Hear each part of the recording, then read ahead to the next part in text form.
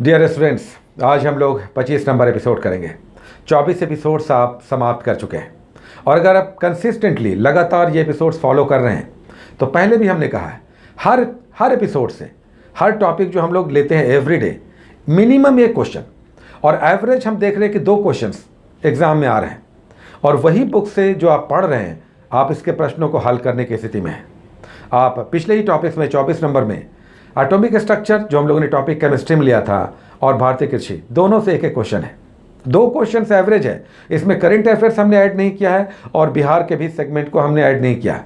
तो केवल 2 टॉपिक्स जो हम लोगों ने लिया था भारतीय कृषि और एटॉमिक स्ट्रक्चर एक एक क्वेश्चन दोनों ही से है। तो प्रश्न आने ही आने हैं। बुक्स भी आपको समराइज फॉर्म में बताए गए हैं। आप उसे फर्स्यू करें। अगर लगातार आप इसे कंसिस्टेंटली पढ़ते रहें और रिवाइज करते रहें तो बहुत बड़ा बेनिफिट है। आपको इधर उधर झांकना भी नहीं होगा। चलिए, आज जो हम लोग इसी तरह से 25 नंबर के एपिसोड्स में कर रहे हैं एंशिएंट इंडिया हम लोग समाप्त कर चुके हैं। भारतीय इतिहास में प्राचीन भारतीय इतिहास समाप्त हो गया है। पूरा प्राचीन भारतीय इतिहास हम लोगों ने पल्लव और चोल भी कर लिया दक्षिण भारतीय का, और राजपूत भी, बीच में संक्रमण काल भी राजपूत काल हम लोगों ने समाप्त किया। हम लोग मेडिवल में इन कर रहे हैं मध्यकालीन भारतीय इतिहास में। आज से पहला टॉपिक आता है तुर्कों का आक्रमण। भारत में पहला मुस्लिम आक्रमण अरबों का हुआ।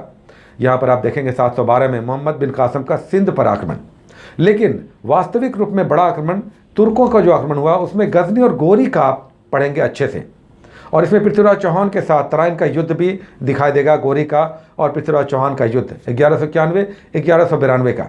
तो तुर्कों का आक्रमण आप पढ़ेंगे। मध्यकालीन भारतीय इतिहास आप स्टार्ट करने जा रहे हैं। इसमें एक बहुत इंपॉर्टेंट सेगमेंट आपको दिखाई देगा, विशेषकर क्रॉन में बॉक्स बना कर दिया हुआ है। स्रोत भारतीय इतिहास के, मध्यकालीन भारतीय इतिहास के स्रोत। हम कैसे समझते हैं कि मध्यकालीन भारतीय इतिहास में ये युद्ध हुए या किन किन क्षेत्रों में तुर्क आए और किस तरह से उन्होंने राज्य विस्तार किया। तो प्रमुख रचनाकार और उनके साहित्य यहाँ पर आपको बॉक्स बना कर दिया हुआ है। तो अल बेरूनी है या अमीर खुसरो है, ये सारे लोगों का यहाँ पर बड़ा अच्छा कलेक्शन है। तो मध्यकालीन भारतीय इतिहास के स्रोत भी यहाँ पर दिए हुए हैं, उसे भी आप कर लें। तो हम लोग हिस्ट्री में एक टॉपिक कर रहे हैं आज, तुर्कों का आगमन या आक्रमण। उसके बाद एक साइमल्टेनियसली हम लोग आधुनिक भारतीय इतिहास भी लेकर चल रहे हैं। स्वतंत्रता संग्राम, फ्रीडम स्ट्रगल हम लोगों का चल रहा है। हम लोगों ने 1922 तक किया था। अब गांधीयन एरा शुरू हो चुका है। असहयोग आंदोलन, खिलाफत मूवमेंट, उसके बाद चौरी चौरा की घटना हो गई। अब उसके बाद 1922 से लेकर 1930 तक आपको करना है। 29 तक आप कहें अगर सही मायने में, 22 से लेकर 29 तक करना है। इसमें क्या मिलेगा? 1922 के बाद आप बढ़ेंगे तो स्वराज पार्टी, बहुत महत्वपूर्ण घटनाक्रम। मोतीलाल नेहरू और CR दास के नेतृत्व में स्वराज पार्टी का गठन हुआ। ये बहुत इंपॉर्टेंट घटनाक्रम है बीच में, इस 1920 के दशक में। ये परिवर्तनवादी कहलाए। आप बुक में पढ़ेंगे, बहुत आसानी से समझ में आएगा, कोई बड़ी बात नहीं है। उसके बाद आगे आप आएंगे तो काकोरी का ट्रेन डकैती आपको दिखाई देगा, यानी क्रांतिकारियों का फेज इस बीच में 1924 से लेकर 1934 के बीच क्रांतिकारियों का सेकंड फेज आपको दिखाई देगा, जिसमें भगत सिंह हैं, सुखदेव हैं, राजगुरु हैं, चंद्रशेखर आज़ाद हैं और भी राजेंद्र लाहिड़ी हैं, अशफाकुल्लाह है। ये सब आपको कुछ महत्वपूर्ण क्रांतिकारियों का सेकंड फेज यहाँ पर आपको दिखाई देगा। इसमें 1924 से लेकर 1934 तक क्रांतिकारियों का सेकंड फेज, जिसमें लाहौर षड्यंत्र केस भी आपको दिखाई देगा। HRA और HSRA, हिंदुस्तान रिपब्लिकन आर्मी और हिंदुस्तान सोशलिस्ट रिपब्लिकन आर्मी, 2 क्रांतिकारियों का सक्रिय मूवमेंट यहाँ पे दिखाई देगा। उसके बाद 1927 में साइमन कमीशन है और फिर उसके जवाब में नेहरू रिपोर्ट आप पढ़ेंगे, समझेंगे, आसानी से समझ में आएगा। और फिर 1929 का लाहौर का पूर्ण स्वराज, 1929 का लाहौर अधिवेशन, 1922 से लेकर 1929 तक के घटनाक्रम को। उसको नेक्स्ट टॉपिक हम लोग इंडियन पॉलिटी में कर रहे हैं, कार्यपालिका और विधायिका, यानी एग्जीक्यूटिव और लेजिस्लेचर समाप्त हो चुका है। संसद, उसके बाद राष्ट्रपति, प्रधानमंत्री, मंत्रिपरिषद, ये सब हम लोगों ने कंप्लीट किया है।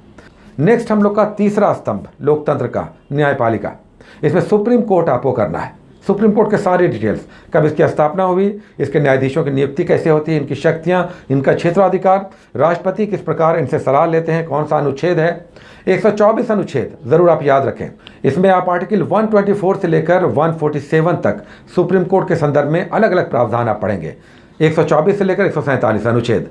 तो आप मेन घटनाक्रम को सुप्रीम कोर्ट के संदर्भ में करेंगे, जिसमें न्यायाधीशों की नियुक्ति और चीफ जस्टिस कैसे अपॉइंट होते हैं, टेन्योर उनका कैसे होता है, कॉलेजियम सिस्टम क्या है, वो सब यहाँ पे दिखाई देगा। उसके बाद स्पेक्ट्रम जो लोग कर रहे हैं, ये बहुत बड़ा काम चल रहा है। अभी हम लोग यूरोपियनों का आगमन कर रहे हैं, अराइवल ऑफ यूरोपियंस, जिसमें पुर्तगाली समाप्त हो चुका है। अब आप डच करेंगे और ईस्ट इंडिया कंपनी करेंगे। हम आपको लगभग 10-10 पेजेस इसमें दे रहे हैं, तो 33 से लेकर 41 पेज तक आप कर लें, जिसमें डच हैं और ईस्ट इंडिया कंपनी के बारे में डिटेल्स है। डच कैसे आए, विस्तार कैसे किया, किस प्रकार पराजित होकर पतन हो गया, समाप्त हो गए, और फिर ब्रिटिशर्स किस प्रकार आए, ईस्ट इंडिया कंपनी ने किस प्रकार टेक ओवर किया, भारत में अपनी शक्ति का विस्तार किया। तो डच करेंगे और ब्रिटिश ईस्ट इंडिया कंपनी करेंगे 33 से लेकर 41 पेज के बीच में। उसके बाद हम लोग एक राज्य रेगुलर कर रहे हैं, जिसमें हम लोग अभी अब उत्तरी राज्यों को करने जा रहे हैं। हम लोगों ने उत्तराखंड किया था, आज हम लोग उत्तर प्रदेश कर रहे हैं। अब उत्तर प्रदेश एक मैदानी प्रदेश है, तो यहाँ पर नदियों और सहायक नदियों और कहाँ से निकलकर कहाँ गिरती हैं, ये महत्वपूर्ण होगा। उत्तर प्रदेश के संदर्भ में यहाँ पर उसके सारी विशेषताओं को आप करेंगे, उत्तर प्रदेश के सारे घटनाक्रम करेंगे। विकिपीडिया पे केवल आप चले जाएंगे तो ढेर सारी इन्फॉर्मेशन मिल जाएंगे। बल्कि उत्तर प्रदेश बड़ा राज्य है, तो और भी आप ड्रॉप डाउन मेन्यू से भी पढ़ें, उत्तर प्रदेश के महत्वपूर्ण डिटेल्स इकट्ठा करना है। और फिर हम लोग लास्ट में करेंट अफेयर्स करते हैं। तो करेंट अफेयर्स में आज हम लोग 9 सितंबर और 22 जनवरी का डेट वाइज करेंगे। 9 सितंबर और 22 जनवरी का डेट वाइज 15 क्वेश्चंस आपको इकट्ठा करना है ऑनलाइन। ऑफलाइन है तो ऑफलाइन से भी डेट वाइज आप पढ़ें, जैसे स्पीडी में दिया हुआ है।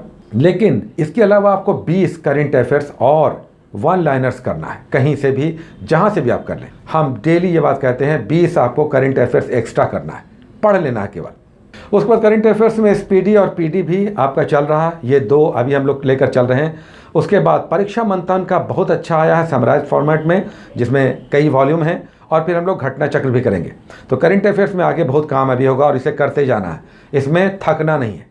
तो ये भी हम लोग एसपीडी कर रहे हैं और पीडी कर रहे हैं। एसपीडी में पेज नंबर 2 और 3, इसमें भारत की जितनी भी कमेटियाँ हैं, जितने भी आयोग हैं, जितने भी प्रमुख संस्थान हैं, उनके हेड्स हैं। अब नीति आयोग है, वित्त आयोग है, मानवाधिकार आयोग है, महिला आयोग है, ये सब तो है ही। रेलवे बोर्ड है, या स्टेट बैंक ऑफ इंडिया है, या फिक्की है, नेस्कॉम है, ये सारी संस्थाओं और के अध्यक्ष के बारे में डिटेल्स है। एक क्वेश्चन यहाँ से डेफिनेट है, आज आप नोट कर लें। करेंट अफेयर्स में इस 2 पेज से आपका एक क्वेश्चन कंफर्म हो गया। अगर इसे आप अच्छे से समझ लेते हैं, नोट डाउन कर लें कुछ इंपॉर्टेंट को, या इसमें रेड पेन से टिक आउट कर लें। बहुत कुछ है, नोट आप कितना करेंगे, तो आप इस मैगजीन में रेड लाइन से आप अंडरलाइन कर लें प्रमुख जो हेड ऑफ द स्टेट्स हैं, कमेटियों के चेयरमैन हैं। और फिर लास्ट में हम लोग पीडी करते हैं। सितंबर मंथ का प्रतियोगिता दर्पण अभी हम लोग चला रहे हैं, 5 भाग में ये बटा होता है। दूसरा भाग हम लोग करेंगे अंतर्राष्ट्रीय घटनाक्रम, इंटरनेशनल करेंट अफेयर्स। और इसमें अमेरिका WHO से निकल गया है, उसके बाद भारत का यूरोपीय संघ के साथ बैठक है, कोविड से संबंधित सूचनाएं हैं, और भी बहुत कुछ है। मॉरिशस का एक एंगल आपको दिखाई देगा। अच्छा, इसमें भी 4-5 इंपॉर्टेंट करेंट अफेयर्स आपका निकल आएगा अंतर्राष्ट्रीय घटनाक्रम से। तो ये था आज का 25 नंबर का एपिसोड, जिसमें से हमें लगता है 2 क्वेश्चंस आपका डेफिनेट है। आज का एपिसोड अगर आप अच्छे से कर लेते हैं तो आने वाले एग्जाम में अभी आप नोट कर लें, 2 क्वेश्चंस आपके ऑलमोस्ट डेफिनेट है कि इससे आएंगे। हमारा रिवीजन रहना चाहिए, प्रश्न तो दिखेंगे ही, लेकिन रिवीजन रहेगा तभी वो सही हल होंगे, और यही चुनौती भी है। Take care.